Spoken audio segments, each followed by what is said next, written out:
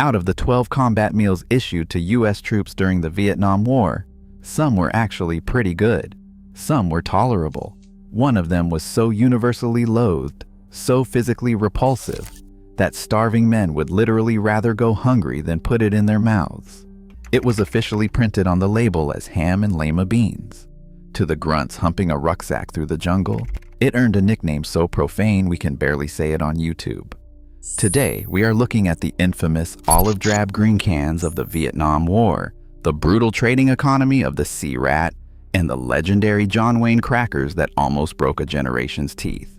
To understand the misery of this specific meal, you have to understand how these guys were fed in the first place.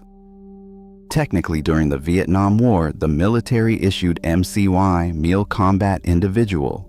Old habits die hard, and pretty much every soldier in the field still called them C-Rations. That nickname was a holdover from World War II and Korea. A case of C-Rations arrived in a heavy rectangular cardboard box bound with tough baling wire. It weighed about 26 pounds. Inside the box were 12 individual meals. And as anyone who served will tell you, for every 12 meals, the military only packed 4 P-38 can openers, the legendary John Waynes. If you did not have one on your dog tag chain, you were out of luck. Each meal was supposed to contain around 1,200 calories. You got your M unit, the canned meat. You got your B unit, the bread or crackers. You got a dessert can, like pound cake or canned fruit. And you got the legendary brown foil accessory pack. That little pack was a lifeline. It had salt, pepper, instant coffee, non-dairy creamer that usually hardened into a solid rock, 2 chiclets, a tiny roll of toilet paper, moisture-proof matches, and a 4-pack of cigarettes. You might pull out Winston, Marlboro, Salem, Pall Mall, or Lucky Strikes. When the supply helicopter dropped a case into the landing zone and the baling wire was cut, it turned into a mad scramble, a brutal high-stakes lottery. While everyone wanted the pound cake, nobody wanted the curse of the M1 unit. Ham and Lima Beans was introduced in 1944, and somehow, inexplicably, it survived all the way through the Korean War and into the jungles of Vietnam. It was considered so ghastly that troops outright refused to call it by its printed name. To the men in the field, it was known as Ham and Mofos, or Ham and Mother. Well, if you were there, you know exactly what the second word was. Why was it so hated? First, the texture. The need for maximum shelf stability meant the food was heavily processed. In the sweltering tropical climate of Vietnam, peeling back the lid of that olive drab can revealed a layer of white, congealed fat sitting on top of a mushy, overly salted gray-green paste. But the real problem was the smell, especially if you tried to heat it up. There is a famous story from a soldier in the 101st Airborne Division whose unit was on a road march through the Vietnamese countryside. They did not have time to stop and cook, so they strapped their C-ration cans to the hot engine manifolds of their transport trucks to warm them up on the move. But the new guy tasked with doing it forgot the golden rule. He forgot to punch a hole in the top of the cans with his P-38 to release the steam. Miles into the march, the pressure built up inside those sealed cans, and the Ham and Lima Beans started exploding under the hoods. The commander refused to halt the convoy to clean it up. The veteran recalled that in less than 5 minutes they were subjected to a stink that lingered for days, even after repeated engine cleanings. In the bush, C-rations weren't just food, they were currency. If you drew the spaghetti and meatballs, the turkey loaf, or the prized canned peaches, you were rich. You could trade those cans for guard duty shifts, extra gear, or favors. But Ham and Lima Beans had zero trade value. You could not give it away.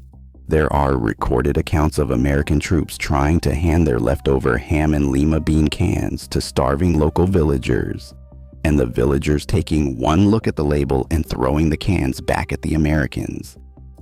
If you drew it and you were starving, you had to get creative. The trick was to mask the flavor entirely. Guys would douse it in heavy layers of Tabasco or Heinz 57 sauce if they had it sent from home. Some would take the canned cheese spread, drop it into the beans, and melt it down over a flame to create a makeshift heavily salted fondue. And to heat it, you did not look for a stove. You used a trioxane heat tab. Or, if you were out of heat tabs, you pinched off a tiny piece of C4 plastic explosive and lit it on fire. It burned incredibly hot and incredibly fast. Just do not stomp on it while it is burning. If you are finding this kind of history worth your time, hit subscribe. I cover the unglamorous truth behind military gear and field life every week. Now, you had to eat your meat unit with the legendary B-Unit crackers.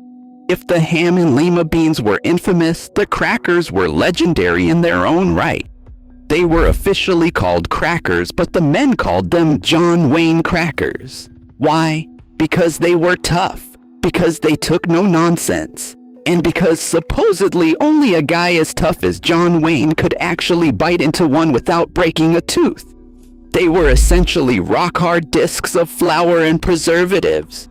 But if you were desperate, you could smear a thick layer of peanut butter on one, slap another on top, let it sit in your rucksack for 3 days, and the oil from the peanut butter would eventually soften the cracker enough to chew it safely.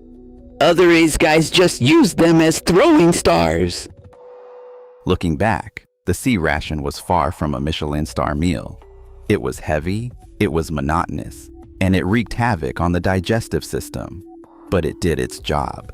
It kept millions of young men alive in some of the most hostile, unforgiving environments on Earth. It was, above all, about survival. The shared misery of the Ham and Lima bean can, the trading of the pound cake, the careful folding of the foil accessory pack.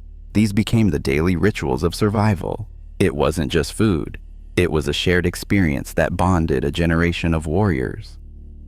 If you humped a rucksack through the jungles of Vietnam, or if you ate these during the Cold War, I want to hear from you down in the comments. What was your absolute favorite C-Rat meal? What did you trade to get it? And be honest, is there anyone out there who actually liked the ham and mofos? To everyone who served, thank you for your service, and welcome home.